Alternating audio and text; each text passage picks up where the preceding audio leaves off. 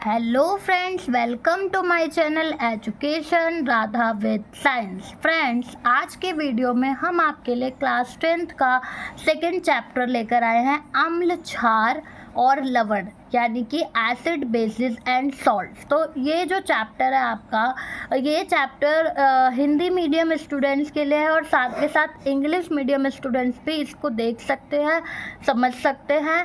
और फ्रेंड्स, अगर वीडियो अच्छी लगे तो प्लीज़ वीडियो को लाइक एंड शेयर ज़रूर कीजिएगा और चैनल को सब्सक्राइब ज़रूर कीजिएगा। आपका सपोर्ट हमें और भी ज़्यादा वीडियोस बनाने के लिए प्रेरित करता है। तो चलिए स्टार्ट करते हैं आज की ये वीडियो। इससे पहले वाली वीडियो में हमने एसिड, बेसिस और सॉल्ट्स के कुछ प्रॉपर्टीज़ जानी थी, साथ में एसिड बेसिस के जो रिएक्शन है, यानी कि अम्ल और क्षार की जो अभिक्रियाएं हैं वो जानी थी, और सूचक के बारे में जाना था, इंडिकेटर के बारे में जाना था। अब हम जानेंगे test for hydrogen and carbon dioxide gas, यानी कि हाइड्रोजन और कार्बन डाइऑक्साइड गैस को टेस्ट कैसे पता करेंगे हम, कैसे हमें पता चलेगा कि जो गैस आ रही है वो हाइड्रोजन गैस है या कार्बन डाई गैस है। मान लो जिंक है, ये जिंक में हमने HCl मिक्स किया, जिंक के ग्रैन्यूल्स थे उसमें हमने क्या मिक्स किया, HCl मिक्स किया, तो रिएक्शन हुई और क्या बन गया, जिंक क्लोराइड बन गया, और साथ में क्या निकला, हाइड्रोजन गैस। अब इस रिएक्शन के दौरान हाइड्रोजन गैस निकली है, ये हमें कैसे पता चलेगा। सो देखिए, हाइड्रोजन के पास जलती हुई माचिस की तीली लाने पर वह पॉप की आवाज़ के साथ जलती है, यानी जब हाइड्रोजन गैस निकल रही है और अगर हम वहाँ पर जलती हुई माचिस की तीली लेकर के जाते हैं तो क्या होता है, उसमें से पॉप की साउंड आती है। यानी हाइड्रोजन गैस की जो बेसिकली पहचान है, कैसे पहचानेंगे हम कि उसमें से काय की साउंड निकलती है, पॉप की साउंड। किसकी आवाज़ निकलती है, पॉप की साउंड निकलती है, ठीक है। नेक्स्ट देखिए, Na2CO3 sodium carbonate plus HCl, यानी कि Na2CO3 को हमने HCl में मिक्स किया तो क्या बन गया, NaCl plus H2O plus CO2, ठीक है। क्या बन गया, NaCl, H2O एंड CO2, ये बन गया। तो आप देखिए यहाँ पे क्या होगा कि ये जो हमारा सोडियम कार्बोनेट और HCl मिक्स हुए तो सोडियम क्लोराइड बनाया, वाटर बनाया और कार्बन डाइऑक्साइड गैस निकली। अब हमें कैसे पता चलेगा ये कार्बन डाइऑक्साइड गैस है, तो हम क्या करेंगे, कार्बन डाइऑक्साइड को चूना पानी यानी कि लाइम वाटर से अभिक्रिया कर देंगे, यानी ये जो गैस निकलेगी इस गैस को हम किस में डाल देंगे, चूना पानी में, लाइम वाटर में डालेंगे, ठीक है। तो कार्बन डाइऑक्साइड गैस को कैल्शियम हाइड्रोक्साइड के साथ मिक्स करते हैं तो क्या बन जाता है, कैल्शियम कार्बोनेट बन जाता है प्लस H2O बन जाता है, ठीक है। इससे हमें क्या पता चला कि जो चूने का पानी है वो कैसा हो जाता है, दूधिया, मिल्की हो जाता है।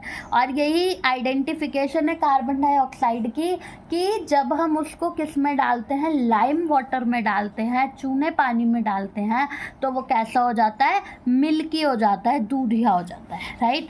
फिर कैल्शियम कार्बोनेट को अगर कार्बन डाइऑक्साइड के साथ प्लस वाटर के साथ मिक्स किया जाता है तो वो क्या बना देगा, कैल्शियम हाइड्रोजन कार्बोनेट, यानी कि दोबारा से कार्बन डाइऑक्साइड अगर हम उसमें से पास करवाते हैं तो उसके अंदर का जो दूधियापन है वो समाप्त हो जाता है। तो ये बेसिकली हाइड्रोजन और कार्बन डाइऑक्साइड गैस को पहचानने का तरीका है। नाउ अम्ल और क्षार, ठीक है। अम्ल और क्षार के बारे में कुछ बातें हैं। देखिए, आयन के कारण जो तरल में विद्युत धारा का प्रवाह, जो जब क्या होता है, अगर हम अम्ल और क्षार को देखें तो अगर उनमें जो लिक्विड फॉर्म में जब वो मिक्स हो जाते हैं अम्ल और क्षार, तो उनमें क्या होती है, इलेक्ट्रिसिटी पास होती है, विद्युत धारा प्रवाहित होती है।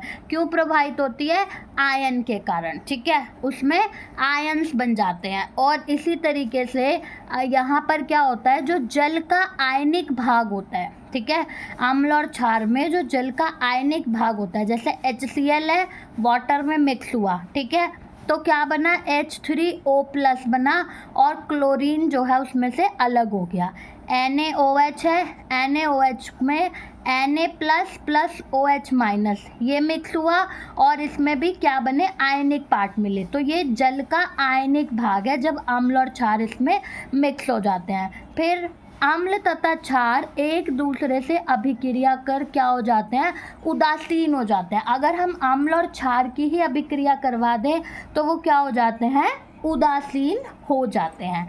अब देखिए फ्रेंड्स, यहाँ पर हम बात करेंगे अम्ल या क्षार की। अगर हमें प्रबलता चेक करनी है तो वो हम किससे चेक कर सकते हैं, पीएच स्केल से चेक कर सकते हैं। ये पीएच स्केल है जो कि 0 से स्टार्ट होता है और 14 पे कंप्लीट होता है। ठीक है, 1 नंबर अगर किसी पीएच पे आता है तो दैट इज गैस्ट्रिक जूस।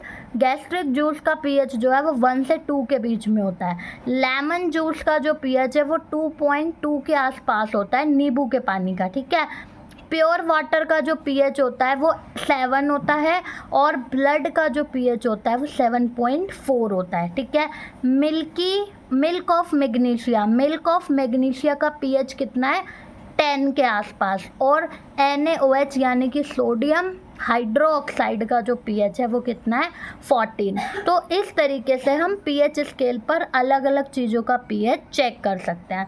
प्रबल और दुर्बल अम्ल और क्षार। ठीक है, अब देखो प्रबल अम्ल या प्रबल क्षार जो होते हैं वो पानी में पूर्णतः टूट जाते हैं, यानी कि पूरी तरह से स्प्लिट हो जाते हैं। और जो दुर्बल अम्ल या दुर्बल क्षार होते हैं वो पानी में पूरी तरह से विभाजित नहीं होते। और हमें पीएच के बारे में क्या ध्यान रखना है कि अगर वैल्यू 7 से कम होगी, पीएच पेपर पे जो वैल्यू है अगर वो 7 से कम है तो जो केमिकल, जो लिक्विड जो भी हमारे पास है वो कैसी प्रकृति का है, अम्लीय प्रकृति का। अगर पीएच की वैल्यू 7 है तो वो कैसी प्रकृति का है, उदासीन। और अगर पीएच की वैल्यू 7 से ज़्यादा है तो वो किस प्रकृति का है, क्षारीय प्रकृति का। ठीक है, तो ये चीज़ हमें पीएच के बारे में ध्यान रखनी है। नेक्स्ट अब देख लीजिए हमारे दैनिक जीवन में पीएच का क्या रोल है।